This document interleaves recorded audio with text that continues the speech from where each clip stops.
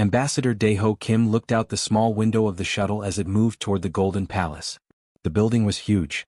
It stretched as far as he could see in every direction. Tall towers reached up into the purple sky like giant needles made of gold and crystal. He had never seen anything so big in his life. "Sir, we will land in 2 minutes," said the pilot. Her voice was quiet and nervous. Everyone knew this trip might be humanity's last hope. Daeho touched the small communication device in his ear. "Base, this is Ambassador Kim.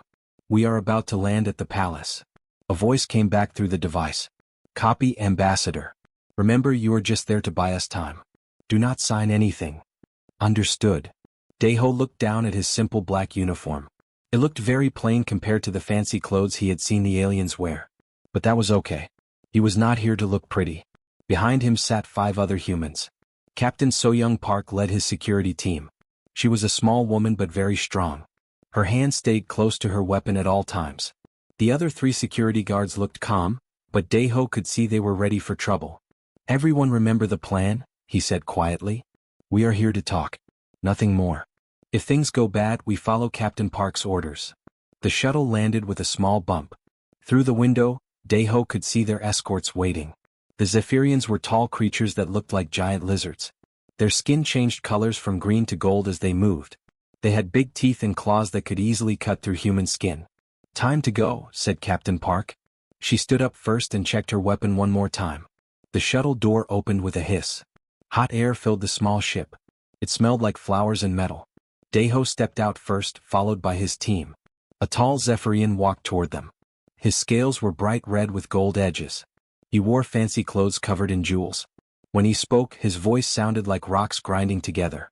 "Human Ambassador," the alien said. "I am Commander Wrath. The Emperor is waiting for you. You are late." Daeho looked at his watch. They were exactly on time. "We came as fast as we could." The commander's eyes grew narrow. "The Emperor does not like to wait. Your kind will learn to move faster when you serve the Empire." Captain Park stepped forward, but Daeho held up his hand to stop her. Getting angry now would not help. "We are here to talk," Daeho said calmly. "Let us go see the Emperor." Commander Wrath turned and started walking toward the palace. The humans followed, but more Zephyrian guards surrounded them. Daeho counted at least 20 aliens with weapons. His 5-person team looked very small next to them. As they walked, Daeho used his communication device again. "Base, we have landed safely. Beginning approach to the throne room." "Copy. Remember, do not trust anything they say. Our scans show they have over 50 warships in orbit above the planet." Daeho did not answer. He did not want the aliens to hear too much. But he already knew about the ships. Earth's satellites had been watching them for days. The Zephyrian Empire had enough firepower above this planet to turn Earth into space dust. They walked through huge doors made of some kind of red metal. Inside, the palace was even more amazing. The ceiling was so high that clouds could have formed up there. Strange lights floated in the air without any wires or supports. The walls were covered with pictures that seemed to move by themselves. "Your empire is very beautiful," Daeho said to Commander Wrath. The alien made a sound that might have been laughter. "This is nothing. Wait until you see the throne room. It will show you how small your species really is." More guards joined them as they walked through the palace halls. Daeho saw other aliens too. Some looked like giant bugs. Others had blue skin and too many arms. A few looked almost human except for their white eyes and silver hair. All of them stared at the humans like they were looking at animals in a zoo. "How many species are part of your empire?" asked Captain Park. 47, answered Commander Wrath. "Soon to be 48. They stopped in front of 2 massive doors. Each door was as tall as a building. Strange symbols were carved into the metal. The symbols seemed to glow with their own light. "Beyond these doors," said Commander Wrath, "you will meet Emperor Vasktar, ruler of 1/3 of the galaxy. He has decided to offer your species protection. This is a great honor. Most species are simply conquered." Daeho felt his heart beating faster. This was it. In a few minutes, he would be sitting across from one of the most powerful beings in the galaxy. Earth had sent him here with no real plan except to delay the inevitable. How could humanity fight against an empire that controlled billions of worlds? He touched his communication device one more time. "Base, we are about to enter the throne room. Good luck, Ambassador. The whole world is counting on you." The huge doors began to open slowly. Light poured out from inside, bright as a star. The sound was like thunder rolling across the sky. "Follow me," said Commander Wrath. And remember, humans bow before the Emperor. Deho straightened his shoulders and walked forward into the light. The throne room was the biggest space Deho had ever seen. The ceiling disappeared into darkness high above. 12 different types of aliens sat around a long table made of black stone. At the far end of the room, on a platform that rose up like a small mountain, sat the Emperor. Emperor Vasktar was huge. Even sitting down, he was taller than most humans standing up. His scales were deep red like fresh blood, and they caught the light from floating orbs that hung in the air around his throne. His eyes were yellow with black centers, and they never blinked as he watched the humans enter. "Approach," the Emperor said. His voice filled the entire room without echo. It sounded like it came from everywhere at once. Deho walked forward with his team behind him. The other aliens at the table watched them with different expressions. Some looked curious, others seemed bored. A few appeared hungry, like they were looking at their next meal. "Sit," commanded the Emperor, pointing to chairs at the end of the table farthest from his throne. As they sat down, Deho noticed that the human chairs were smaller and lower than all the others. Another small insult to remind them of their place. He said nothing and kept his face calm. The Emperor stood up slowly. When he reached his full height, his head nearly touched the floating lights above his throne. "People of the galaxy," he began, speaking to the alien representatives, "today we welcome another young species into our protection." A creature that looked like a giant spider clicked its approval. Something with blue skin and 4 arms nodded. Others made sounds that Deho could not understand, but they all seemed happy about what was happening. "Humans of Earth," the Emperor continued, looking down at Deho's small group, "your species has caught our attention. You have developed space travel and found your way to the stars. This shows promise. But you are still children in a dangerous galaxy." The Emperor waved his hand, and a hologram appeared above the table. It showed Earth floating in space with red dots surrounding it. Each dot was a Zephyrian warship. "Without our protection, your world would be easy prey for less generous species. Pirates, slavers, conquerors who show no mercy." The Emperor's eyes grew brighter. "But we offer you safety. All we ask in return is cooperation." Another wave of his hand and new holograms appeared. They showed documents covered in alien writing. Deho's translation device worked quickly to change the words into English in his mind. "The terms are simple and fair," the Emperor said. "First, humanity will surrender all military vessels to Imperial control. You have no need for weapons under our protection. Second, each human world will accept an Imperial governor to guide your development. Third, 30% of your population will serve the Empire in various capacities. This will give your people valuable experience working with advanced civilizations." Deho read the terms more carefully while the Emperor spoke. Military surrender meant Earth would have no way to defend itself. Imperial governors meant aliens would control every human world. 30% service meant slavery even if they used prettier words for it. "These terms seem very detailed," Deho said carefully. "How long would this arrangement last?" The Emperor's mouth opened in what might have been a smile, showing rows of sharp teeth. "Permanent, naturally. No species has ever outgrown the need for Imperial protection." Around the table, several aliens made approving sounds. A creature with gray skin and too many eyes spoke up. "The Carillion people have served the Empire for 300 years. We are grateful for the guidance." The Vex Union joined willingly after seeing what happened to species that refused, added something that looked like a walking tree. "Wisdom is knowing when you are beaten before the fighting starts." Deho nodded politely and looked at his datapad. "Could you explain more about the military restrictions? Would this include all spacecraft or just combat vessels?" The Emperor's eyes narrowed slightly. "All vessels capable of leaving your home system. Civilian ships may operate within Earth's solar system under Imperial supervision." "I see. And the Imperial governors would have what specific powers?" "Complete authority over planetary affairs. Your local leaders would serve in advisory roles only." Captain Park shifted in her chair next to Deho. He could feel her tension growing. The other humans at the table looked like they wanted to say something, but they stayed quiet. "The 30% service requirement," Deho continued, "would this include people from specific age groups?"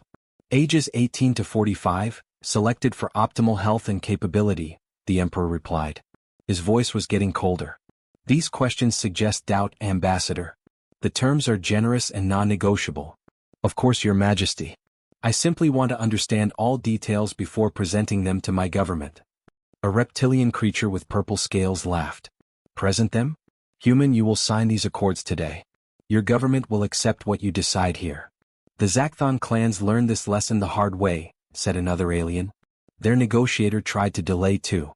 His homeworld became a demonstration of imperial patience. The Emperor stepped down from his platform, moving closer to the human delegation. Each step made the floor vibrate. Ambassador, your questions grow tedious. This is not a negotiation. This is an explanation of your future. Daeho felt sweat starting to form on his forehead, but he kept his voice steady. I understand your position, Your Majesty. Perhaps we could discuss timeline for implementation. Implementation begins immediately upon signing. Imperial fleets are already in position around Earth to ensure smooth transition. The threat was clear now. Sign or die. Daeho looked around the table at 47 species that had all faced this same choice. All had chosen to live as slaves rather than die as free beings. Maybe it was time to show them a different option. The Emperor walked closer to the human table. His huge feet made the stone floor shake with each step. The floating lights above his head cast long shadows that made him look even more frightening. Daeho could smell something sharp and metallic coming from the alien's breath. Your questions waste precious time, human, the Emperor said. His voice was low and dangerous now.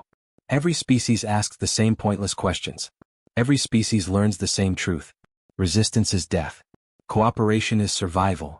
Daeho looked at his datapad again, pretending to read the terms. I apologize, Your Majesty. I want to make sure I understand the cultural exchange programs mentioned in Section 15. The Emperor's scales began changing color from red to deep purple. Around the table, the other aliens started looking uncomfortable. Some of them moved their chairs back slightly. There are no cultural exchange programs, the Emperor roared. Your culture will be replaced with imperial culture. Your children will learn imperial history. Your people will worship imperial gods. Ah, said Daeho calmly. That was not clear from the document. Perhaps we could add some language about. Enough. The Emperor's shout was so loud that dust fell from the ceiling high above. Several of the alien representatives covered their ears. Captain Park's hand moved to her weapon, but Daeho gave her a small signal to wait. I have been patient with your ignorance, the Emperor continued, his voice echoing through the vast room. I have explained terms that lesser species would kill to receive. But you continue to ask meaningless questions like a child who refuses to eat his food. The Emperor climbed back up to his throne platform. From there, he looked down at the humans like they were insects. You have exactly 60 seconds to sign those documents. If you refuse, I will contact my fleet commander. Earth will burn, and your species will serve as an example to others who think they can waste imperial time. Around the table, the alien representatives began gathering their materials. Some looked sad. Others seemed excited to watch another species fall. The creature with spider legs clicked its approval. The blue-skinned alien with 4 arms made notes on a datapad. The demonstration phase begins, whispered one alien to another. I always enjoy watching the orbital bombardment recordings. Daeho stood up slowly from his chair. For a moment, the Emperor looked pleased. Finally, the stubborn human would sign and submit like all the others. But instead of walking toward the documents, Daeho moved around the table. He walked with calm, steady steps toward the center of the long black stone surface. Every eye in the room followed him. The only sound was his boots clicking on the floor. He reached the most ornate chair at the center of the table. It was made of the same black stone as the table, but covered with gold symbols and precious gems. This was where the Emperor himself sat when he signed treaties with equal partners. No lesser being had ever touched this chair. Daeho pulled out the chair and sat down. The room went completely silent. Even the floating lights seemed to stop moving. Then, with slow and deliberate movements, Daeho lifted his right foot. His black military boot, still dusty from walking through the palace, rose up from the floor. He placed it firmly on the table surface. A sound like breaking glass came from somewhere in the room. One of the aliens had dropped something in shock. Daeho lifted his left foot and placed it next to his right one. Both boots now rested directly on top of the sacred imperial seal carved into the center of the table. The ancient symbol that represented the Emperor's divine right to rule was now a footrest for a human. The Emperor's roar of rage was like nothing any creature in that room had ever heard. It was the sound of a god discovering that mortals could touch him. It was the sound of absolute power meeting absolute disrespect. Guards, the Emperor screamed. Kill him. Kill them all. 20 Zephyrian soldiers burst through doors around the throne room. Their weapons were already drawn, energy crackling between their claws. They charged toward the human delegation with murder in their yellow eyes. The alien representatives scrambled away from the table, knocking over chairs and dropping their belongings.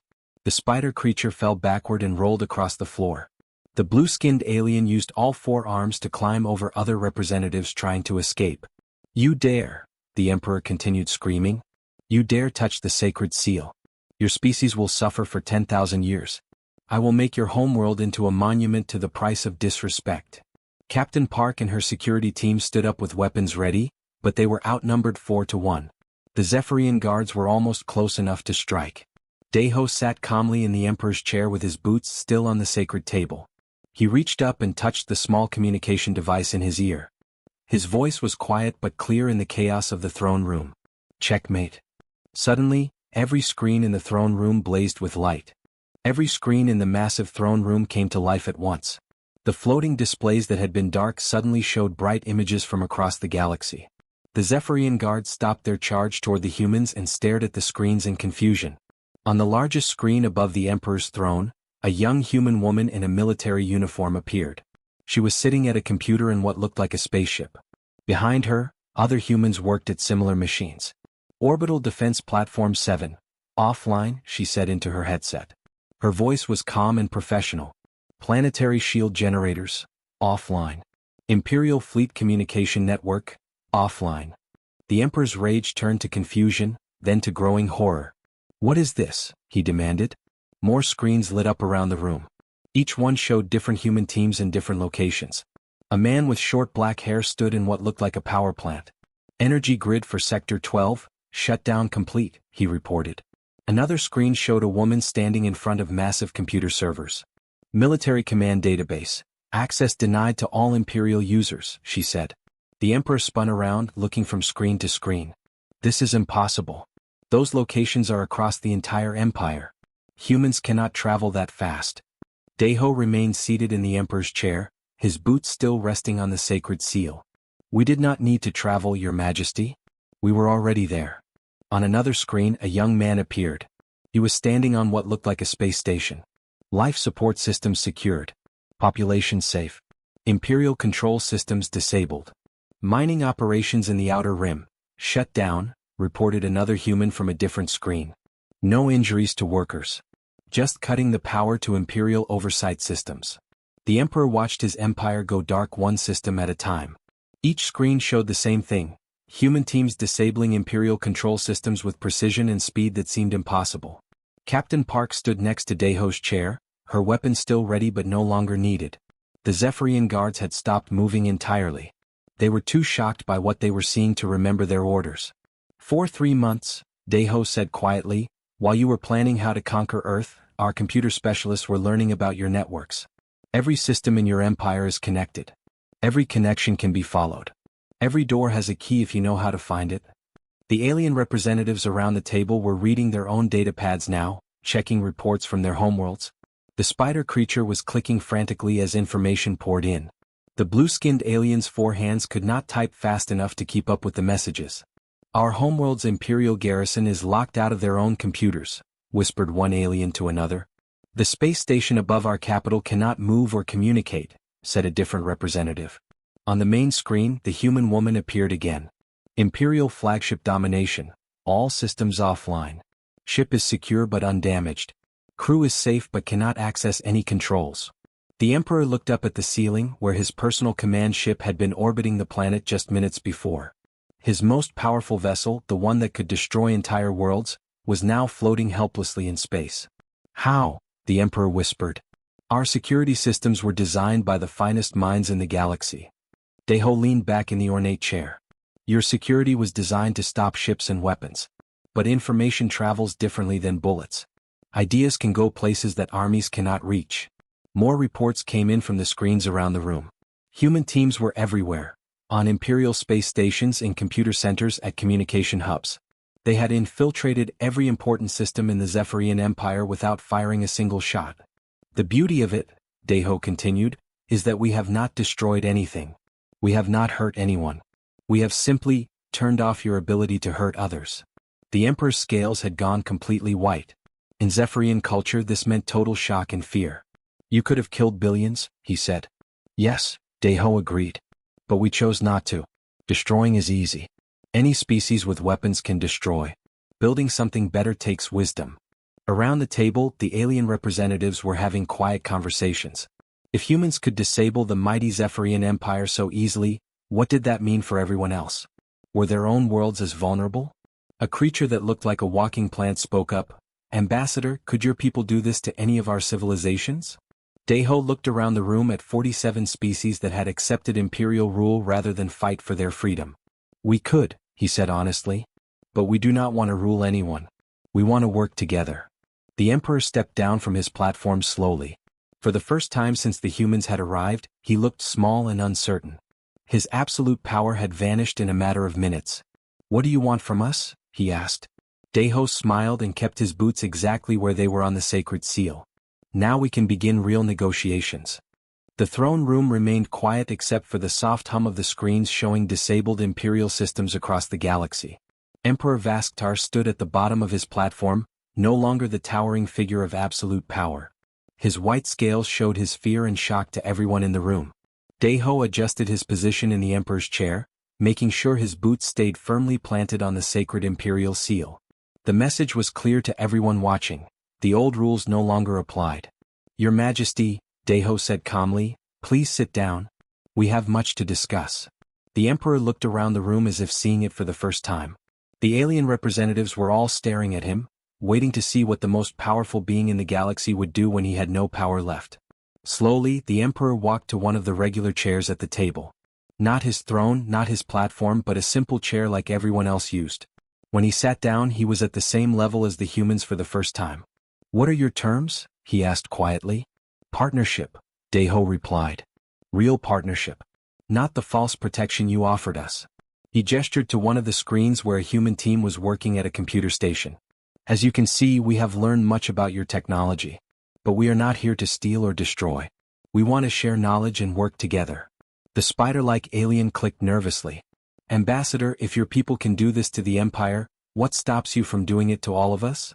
Deho looked around the table at the 47 different species. Some looked frightened. Others seemed curious. A few appeared hopeful for the first time in years. Nothing stops us, he said honestly. We could shut down any system in the galaxy if we wanted to. But we do not want to rule over you. We want to work with you. Captain Park stepped forward. Our Earth scientists have been studying the problems your worlds face. Food shortages on 17 planets. Energy crises on 12 more. Communication delays that take weeks to send messages across the galaxy. We can help solve these problems, Deho continued. Our computer technology can make your systems faster and more efficient. Our agricultural methods can grow food in places you thought were impossible. But we want to do this as partners, not as conquerors. The blue-skinned alien with 4 arms raised one hand. What do you want in return? Full membership in the galactic community. Trade agreements. Cultural exchanges. The same rights and responsibilities that any free species should have. The Emperor's voice was barely a whisper. And if we refuse? Deho leaned forward slightly. Then we leave your systems exactly as they are right now. Disabled. And we return to Earth to develop our own path among the stars. The threat was clear but not violent. Humanity would not attack or destroy anyone. They would simply leave the Zephyrian Empire powerless while they built their own future. It was a kind of punishment that no one had ever imagined. You could restore our systems? Asked the Emperor. Of course. Our teams are standing by at every location. One word from me and everything returns to normal. Deho smiled. Or everything stays broken forever. Your choice. Around the table, the alien representatives began talking quietly among themselves. The walking plant creature spoke up. Ambassador, would this partnership include all species or just those in the Empire? All species who want to join, Deho replied. We have no interest in forcing anyone to work with us. Freedom means choice. A creature that looked like it was made of living metal asked, what about trade routes? Military protection? The Empire has provided security for centuries. We can discuss all of that, Deho said. But as equals around this table. Not as subjects bowing to an emperor. The Emperor looked at his hands. They were shaking slightly. My fleets, my weapons, my armies, all useless against an enemy I cannot touch. Not an enemy, Deho corrected gently. A neighbor. Neighbors sometimes disagree but they work things out by talking. On the screens around the room, the human teams continued their work. But now they were not just shutting systems down. Some were actually improving them, making small repairs and updates as they worked. "Look," Captain Park said, pointing to one screen. "Our team at Mining Station 7 just fixed a safety problem in their life support system. No charge. No demands. Just neighbors helping neighbors." The Emperor was quiet for a long time. Finally he looked up at Deho. "If I agree to this partnership, will you restore my systems?" "Some of them," Deho replied. "The ones you need to help your people. Communication networks, life support, medical systems, food distribution. But the weapons designed to conquer other worlds? Those stay offline. And my fleet. Your ships can fly and protect your territory. But the weapons that can destroy planets will not work anymore." The Emperor nodded slowly. Around the table, other representatives were making notes and sending messages to their homeworlds. The balance of power in the galaxy had changed forever, and everyone was trying to figure out what it meant for their people. Deho stood up from the Emperor's chair but kept his boots on the table. "Shall we begin writing a new agreement? One that works for everyone?" For the first time since the humans had arrived, the Emperor smiled. It was not a happy smile, but it was not angry either. It was the smile of someone who had learned something important. "Yes, Ambassador. Let us begin."